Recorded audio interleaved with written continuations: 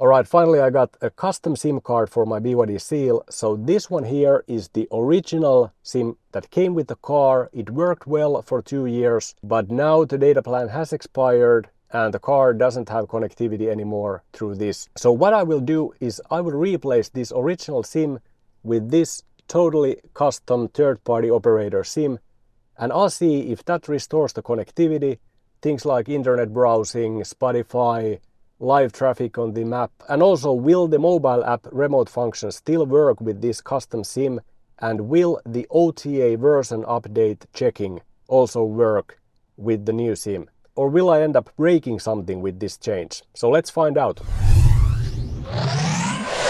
The electric seal. So before the SIM card change, I want to show you that currently I have only the mobile data connection on, the Wi-Fi is off, and I have the old SIM that came with the car installed in the car, so there is no online connectivity. So for example, here the route planner is not able to tell the estimated state of charge at arrival, which is a little bit weird that it requires the online connection. But anyway, here, so it says unstable network connection, online services unavailable. And as you can see, usually the seal tells here what is the state of charge at arrival. Now it doesn't show that. And of course, things like browser doesn't work now. So I'm trying to open the seal hub here, but it says that it requires Wi-Fi because the SIM card data plan has expired, or Spotify. No media available for browsing here. So clearly it doesn't have internet connection. But what works still is the mobile app remote functions. They work just fine even though the data plan has expired, and the OTA updates also come through. So the latest OTA version 2.2.0 came through when my data plan was already expired and I didn't have Wi-Fi connected at the time when the car received the OTA update. At least I don't think I did, but it shouldn't be dependent on that data plan status. But first I will enable the Wi-Fi. So now you can see that if I do the same route planning, car is able to tell the SOC at arrival here, and also if I use the browser, the seal hub here opens just fine, and clearly it's connected. I can browse all this stuff. Spotify works. And if you watched my earlier video on this topic, which was here, BYD data plan expired, I explained here the options for connectivity, which are BYD Connect, your own custom SIM card, or using the mobile hotspot. And in this previous video I also showed where to find the SIM card slot in the seal, and also how does the car infotainment system react when it detects that a new SIM card has been inserted into the slot. And this video sparked quite interesting discussion in the comments, and some users were saying that if you use your own SIM card, then you will lose all connectivity to BYD servers, you will lose the mobile app remote functions, and you will lose the over-the-air updates. Then again, some users say that it works fine, and also the car gives the option of selecting the BYD SIM card or custom SIM card purchased by the user. So there's a bit of contradicting views on if this is possible or not, and what happens, will you break something. So this one today is a follow-up video on this same topic, and we'll do the real test with the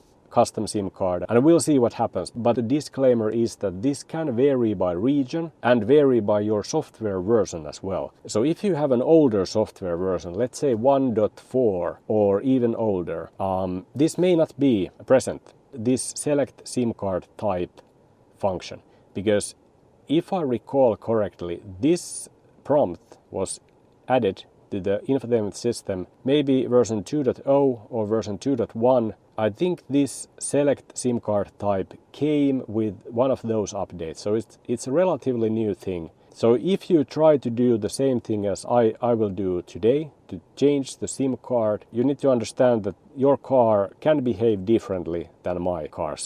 But let's see how it goes. I will now change the SIM card. It's this one. Here you need to pop it out by using one of these kind of keys. So now it kind of little bit extrudes and you can grab it. Now a couple of tips. When you do this, pay attention to the orientation of the SIM card tray and the SIM card itself. So that when you swap these, you are absolutely sure that which way you put it in. Because you don't want to make some nasty mistakes here and then you smash the whole thing. And then my second tip is don't drop the SIM card here. Because once you drop stuff here, you may not get it out of there. I think I have some stuff there. It's been there for a long time. So yeah, it's good to pay attention and be careful with this. Otherwise you may find yourself in a bit of a struggle. But then you just pop out this old SIM card from the tray and you put the new one. And again, remember which side was against this tray. It was like this. Okay, and now just push it in. And see what happens here on the screen. It asks the SIM pin, so just enter your pin code here. And now there's the select SIM card type dialog, and this is purchased by user. I will select it. And now basically the connectivity should be there, but let's see. I will again go to the settings. And there's actually new settings. There's the APN parameter settings. So if you need to adjust this, you can do it here. So this setting was not visible with the BYD SIM, but it is with the custom SIM. I will turn the Wi-Fi off so that we can test if the connectivity works specifically with the new SIM card. So let's refresh the Seal hub and it seems to load just fine. Let's open some widget here, for example the dash diagnostics, and this seems to be working. The information is loading just fine here, and let's see the Spotify. It is playing. So far it looks good. Let's see the navigation, the route planning. Do we see the state of charge? Yes, we do. So the Seal shows the state of charge estimation at arrival. So we are connected. The car is online immediately after changing the SIM card to a custom SIM card. And how about the OTA version check? Where is it? Where was it version? And let's check this. Yes, it is progressing. This is painfully slow, but it is doing some stuff. But definitely, it seems that the car is online, it is connected. But now there is the one big question, what happens with the mobile app and the remote functions? So that is our next test. So I'll now switch off the car, step outside, lock the car, and I'll see if the mobile app can still connect to it.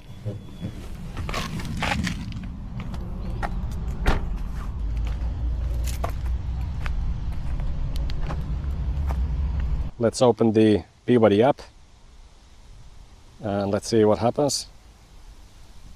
I'll try to refresh a couple of times. And it does seem to refresh because timestamp here is correct. Unlock the car.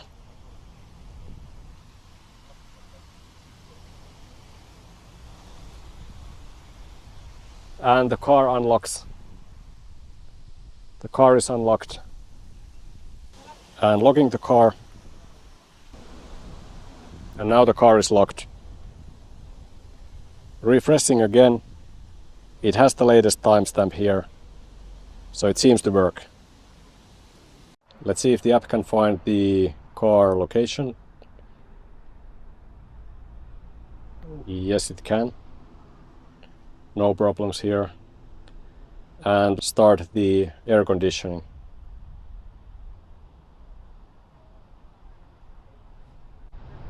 And it should be now on. So far everything seems fine with this custom SIM card. I haven't found anything that doesn't work with it, which worked with the previous default SIM card that came with the car. And definitely the AC is on. You can hear it already here. the heat pump is functional. And yes, all the remote functions that I tried worked fine. So definitely it seems that this custom third-party operator SIM card, which we inserted here, is doing its job, and it has restored the connectivity of the car.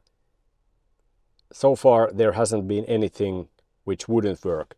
And just reminding you, I am not connected to the Wi-Fi. Wi-Fi is off.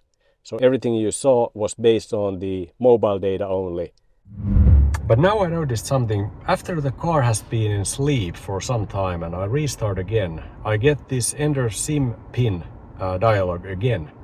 And also the mobile app reported weak signal. It was not able to connect to the car. So this is now the first hiccup that I've experienced with the custom SIM. And I think I will now take the SIM card out from here and try to disable this PIN code requirement for this SIM card, so it wouldn't need the PIN code. I took the SIM card out of the car and put it here to this phone just to change the PIN code settings. So let's see, we should be able to do it here. So SIM lock, require PIN to use phone. And this should be, hopefully this is now SIM card specific setting and not phone specific. Well, we'll find out soon. And now the downside is that I need to fit this nano SIM, I think this is, back to this micro SIM or mini SIM adapter. And then this one back to the tray. Now I need to remember which way was it. No, it wasn't. This is like it's also like a brain test, but this was the right orientation. So maybe this time without the PIN code requirement it works better, hopefully. Now it shouldn't ask for the PIN code.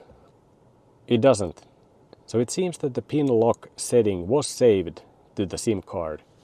And well, let's just do quick verification still that Wi-Fi is off. And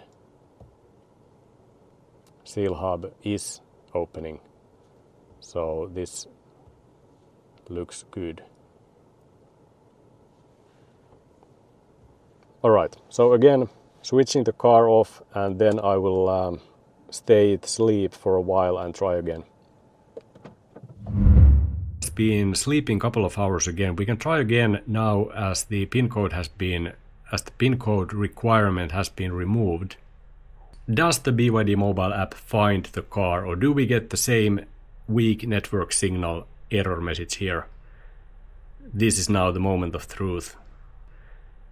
Now we don't get the error message. Unlocking the car. And unlocking successful. Now even after the sleep period, the mobile app can connect to the car. So at least based on this test, it seems that removing the PIN code requirement from the SIM card solved this issue. And we don't get anymore the weak network signal message here. But of course, it will be seen over long term how reliable this is. And I will update those experiences in the comments section of this video. It's also good to remember that the custom SIM is not the only option. So like I discussed in the first video, there is also the BYD Connect service available. The subscription service that BYD is offering, it's 99 euros in a year.